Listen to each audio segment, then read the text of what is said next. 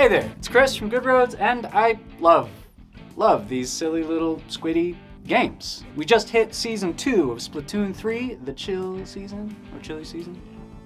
I guess it's both. And what is more chill than building a custom skateboard? So let's do it! Custom Splatoon skateboard, coming right up.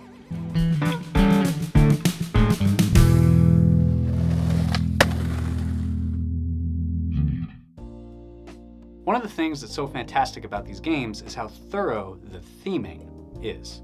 Every detail in everything from the setting to the UI all relate to the major themes of the game in some way. So I want to make sure that I get as many little details of my deck on point as well. And I think that's gotta mean starting with a custom shape. I know that I want the swimming forms of the Inkling and Octoling to be prominent in the graphics, and that gives me a lot of geometric shapes to work with. These character designs are highly iconized. They're meant to be read quickly in the chaos of battles, and that means they're composed of a lot of simple shapes. For the Inkling, we got this big old triangle shape. For the Octoling, we got its big bulbous dome piece.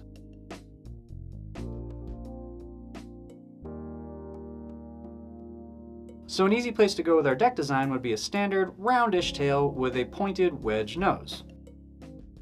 The only problem is, I hate pointy wedge noses. I think they look like butt. Your opinions may differ, come at me in the comments if you want, but I'm the one building this board and pointy noses look dumb, so we ain't doing that. Fortunately, if you take your little squid boy and just rotate it, you can instead have a nice fat shovel nose, which I actually like a lot. Again, perhaps controversial, but if I'm being honest, I'd rather fight with you all about nose shape preferences than some of the other horrible stuff I see in the comments here on YouTube. Deck shape hate is a relatively victimless crime. And with our swimming squid rotated, we can give him this curved posture, which we can then mirror with the Octoling to get a kind of spiral. This is a pretty dynamic composition, and with this design in mind, I think we're ready to get shaping. To do that, we're going to need a shape template. To start, I pulled out a roll of craft paper, cut myself off a piece, and tacked it to my bench. I grabbed a spare deck to take reference measurements off of, dropped myself a center line, and measured for length. We're going with a fairly standard 32-inch deck for this build.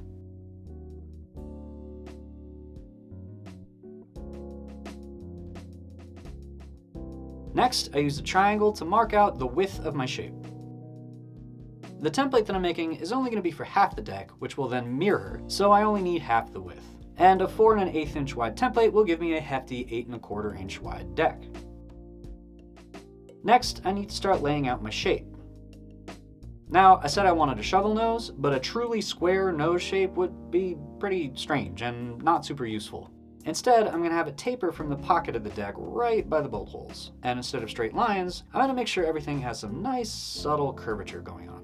I'm freehanding my design for this one, but if you want to see a much more technical approach, check out this video where I make a freestyle skateboard. For the tail of the board, I'm going with a more traditional popsicle shape. But it's just the tiniest bit fatter than normal because octopuses, octopi, have big fat heads. One last thing I want to do is mark the center of the board on my template lengthwise, and you'll see why in just a second. With that, our shape is done, and I can cut it out.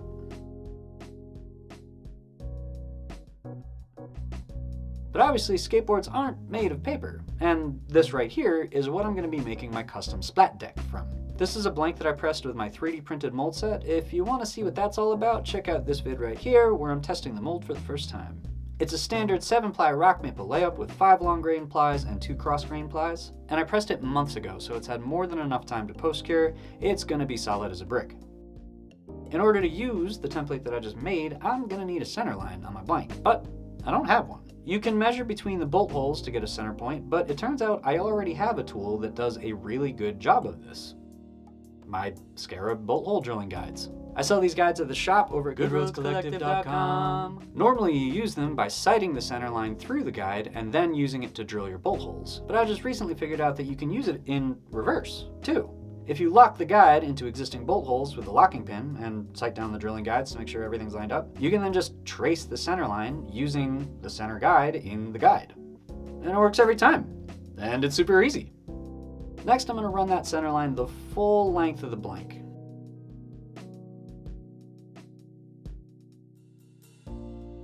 and also measure and mark the center of my wheelbase. I can use that center mark and the mark I made on my template to ensure that the nose, tail, and bolt holes are all where I want them to be on my deck. Then I tack my template in place, trace one side, flip it over, and trace the other side.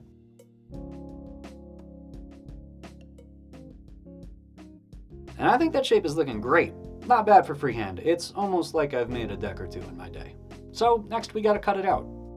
Your boy Chris is still without a shop, so I'm just doing this out in my front yard with a jigsaw. Quick tip. If you're using a jigsaw, a small toothed laminate blade will really help reduce tear out on your decks. And also a narrower blade, like from the teeth to the back of the blade, will be easier to steer around the curves of the shape. And while we're out here chopping blanks, if you'd like to see me reunited with my old friend, a workshop, why not consider joining the Patreon or check out the shop at goodroadscollective.com. Links down below. It's much appreciated. Y'all rock. You can see here that I'm cutting basically right on my line. That's because I'm cocky, and I'm confident in my abilities with this jigsaw. However, if you're new to this or using new tooling, I highly recommend cutting outside the line and then routing or sanding to the final shape. I took a bit of a gamble here. If I didn't make any mistakes, it would save me a bunch of work, and in this case, it basically paid off.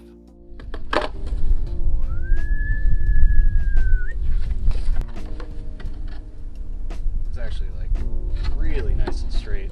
The sides are good. That's really good. I did a good job. I like that. The shape's not 100% perfect though, and the face veneers are still rough cut, so now it's time for lots of sanding. Lots of sanding. I'm using coarse grits to finish off the shape and to start to smooth the top and bottom of the deck, but the edges of the board are still square, and that's not very nice. And this right here is my favorite way to fix that problem. This is actually a prototype for an updated version of my Bishop router jig, which is built to do exactly this job, using a pin router and a 1/4 inch roundover bit. The new version of this jig is just about done, so keep an eye here for news on that. I'm really excited to share it with you and get it into your hands.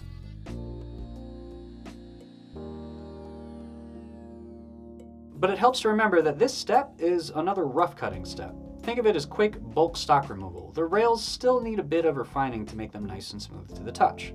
In a professional setup, this final cleanup would be child's play with a drum sander, but like I said, no shop. So for me, it's elbow grease time.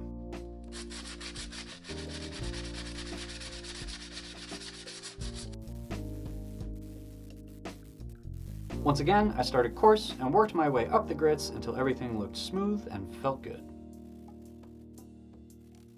And with that, our cephalopodic deck is shaped and ready for art. We got our fat squid nose, our chunky octo tail, nice smooth rails. Yeah, this is gonna be a good one. So, I've got a hand-pressed, hand-shaped, thematically considered deck for one of my favorite video games. And I'm normally pretty minimalist with my deck art, but I think for this one, I'm gonna go balls to the wall.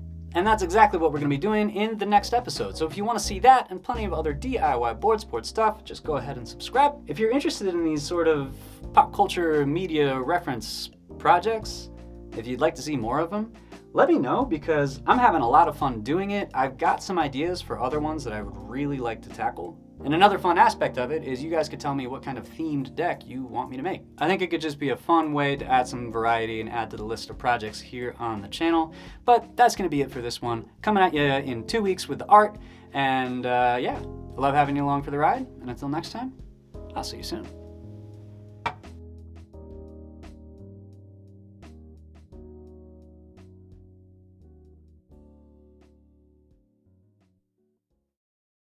For the tail of the board, I'm going with a more traditional popsicle.